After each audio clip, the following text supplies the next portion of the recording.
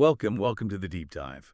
We're here to really plunge into some great sources and pull out the useful stuff. Make it fast, make it fun. Today, we're tackling something so many people run into. It's a real block. When you're learning a language, you know that feeling, right? You understand English fine when you hear it. You've got the grammar down, maybe loads of vocabulary. But then, boom, it's your turn to speak. Mind goes blank. Yeah, heart beats faster, you get nervous, and the words just disappear. Even though you know them. It's like hitting mute. Okay, so let's unpack this. Our mission today is to dive into this really helpful guide, Fluent English, Overcome Speaking Hurdles Today. We've pulled out some really powerful tips and, crucially, a mindset shift that can genuinely change how you learn and practice speaking English. Forget that idea that you need some kind of, born talent. This is about real strategies you can use right now. So where does it start? We think, oh, it's grammar, or I don't know enough words. But what our deep dive found is, well, it's kind of surprising. The first big hurdle, it's perfectionism. Yeah, this internal pressure, this need to say everything perfectly, it can be paralyzing. The guide points out you sit there trying to craft the ideal sentence, the perfect grammar, and while you're doing that, the moment's gone. You've said nothing. Right. Silence. Exactly. And here's the thing, the real kicker, native speakers. We mess up all the time. Oh, constantly. We make mistakes, repeat ourselves, forget words mid-sentence. Yeah. Communication is the goal, not flawless delivery. Absolutely. It's connection, not perfection. So what can you actually do about this? First, and this is huge, give yourself permission to make mistakes. Seriously. They're learning moments, not failures. Second, set a tiny goal. Like, okay, today I'll say 5 sentences out loud, even if they're clunky. Just 5, manageable. Totally. And third, remember, simple is better than silent. Instead of agonizing over, I have been studying versus I studied. Oh, just try saying, I study English 3 years. People will get it. And the improvement, it comes naturally from there. What's truly fascinating about this perfectionism piece, as the guide shows, is how it stops us, not just in language, but learning any new skill. It taps right into that fear of not being good enough, of being judged. It's a real mental trap. Yeah. So when you give yourself that permission, like you said, you're not just being kind to yourself, you're literally reducing the mental load, the fear. And that creates the space you actually need to, practice. Right. Frees up brain power. Exactly. And when that burden lifts, something else starts to grow, doesn't it? Confidence. Ah, yes. Confidence. That's key. It really is, because speaking isn't just words. It's about pushing past shyness, past that fear of messing up. So many learners know the English, but fear keeps them quiet. Our guide gives these clear, small steps. Start small, really small, just 1 sentence a day. Sounds tiny, right? But it breaks the silence barrier. Just one. And after you try, mentally pat yourself on the back. A little good job for just doing it. And visualization helps too. Imagine yourself actually speaking, feeling comfortable. It primes your brain. Mental rehearsal. Precisely. The core message is just so true. Confidence grows with action. The more you speak, even a little, the less scary it feels. It's this amazing upward spiral. That's such a great point, confidence building through action. Okay, so mindset's shifting. What about the actual, mechanics? Getting the words out. A lot of us get stuck translating in our heads, right? Our brain turns into this slow translation machine. The dreaded internal translator. Totally. Our deep dive really emphasizes training your brain to just think in English more directly. Because if you're always thinking in your native language first, then translating, it's double the work, slows you down, makes speaking feel like climbing a mountain. So inefficient. Right. So how do you break that habit? Yeah. The guide suggests this cool, gradual approach. Start super simple. Just label things around you. Look around now. Table, chair, book, window, just the words. Then short phrases. The chair is blue. Simple descriptions. Next, add actions. I am opening the window. Narrate what you're doing. And finally, you build up to narrating your day. Now I am cooking rice. It smells good. I will eat soon. Like a running commentary. Exactly. And the pro tip is genius. Narrate your life like you're the voiceover in your own movie. It sounds a bit funny, maybe, but it works because it slowly forces your brain to use English as the default, bypassing translation. Yeah, and the power in that, the narrating. It's because you're forcing your brain to operate inside the English framework. You're not translating into it. You're building those direct pathways. Thought straight to English. Makes sense. And when you're thinking more directly in English, you are so much more ready for the next tip, which is all about speed and reducing that hesitation. The 3-second rule. Ooh, the 3-second rule. Tell us more. It's beautifully simple, but really effective. The idea is, When someone asks you something, just answer within 3 seconds. Don't overthink it, even if the answer is short or, basic. Why 3 seconds? What's Oh. the magic? Because waiting longer just ramps up the nervousness, the stress, the conversation stalls. You feel put on the spot. Right, that pressure cooker feeling. Exactly. The source uses the coffee example. Do you like coffee? Acceptable answers. Yes, I like. Yes, I love coffee. Even just yes. The point isn't grammatical perfection in that moment. It's responding quickly. Keep the flow going. Okay, so how do you practice that? Ask yourself questions aloud and force yourself to answer fast. What's your favorite color? Blue. I like blue. Within 3 seconds, it trains your brain to just go. Prioritize communication over deep analysis in that split second. It really breaks that logjam. That 3-second rule sounds brilliant for just getting unstuck, getting words out. Mm-hmm. But okay, once we are speaking more, how do we refine it, polish it up? Good question. That's where actually hearing yourself comes in. The next insight is all about practicing with your own voice. Now, a lot of people feel, well, a bit awkward hearing themselves speak English, right? It's surprisingly common. Oh, yeah, definitely. Cringy sometimes. Totally. But our deep dive insists that recording yourself, it's one of the most powerful tools you have. How so? Well, first, you hear your pronunciation objectively. You can spot sounds that need work. Second, you'll notice your own patterns, maybe little grammar mistakes you keep making without realizing it.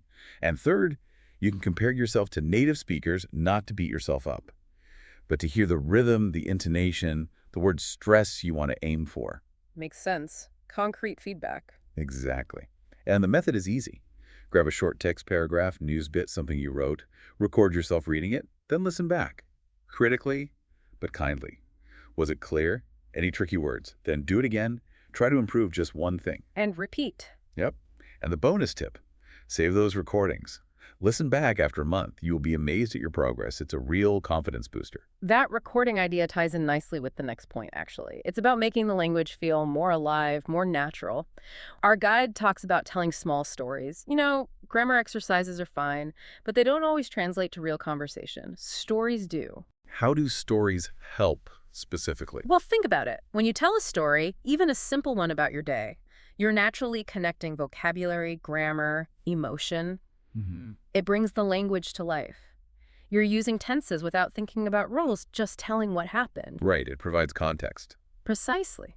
So how to practice? Start super simple. Your day. Yesterday, I woke up at 7. I ate breakfast. I went to work. At night, I watched a movie. Okay, basic timeline. Then slowly add details. Yesterday, I woke up at 7 because my alarm rang. I ate toast and eggs. At work, I spoke to my boss. At night, I watched a funny movie and I laughed a lot. See, you're naturally practicing past tense, adding complexity, making it more engaging. I like that. It feels more useful than just memorizing verb tables. Exactly. And this leads perfectly to the next insight. Learn useful phrases, not just single words. Ah, that's a big one. So easy to just collect words. It is. We learn lists, right? But in real talk, we use chunks of language.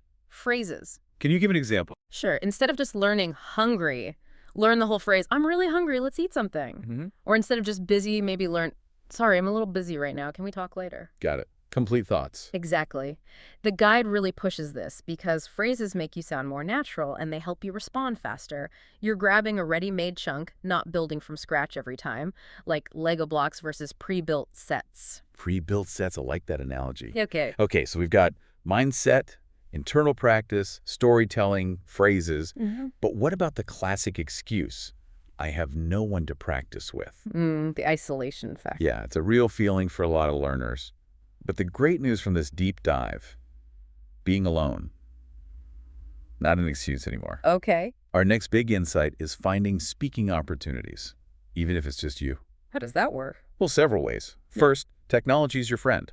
Language exchange apps, Tandem, HelloTalk, Speaky, connect you with real people, often for free.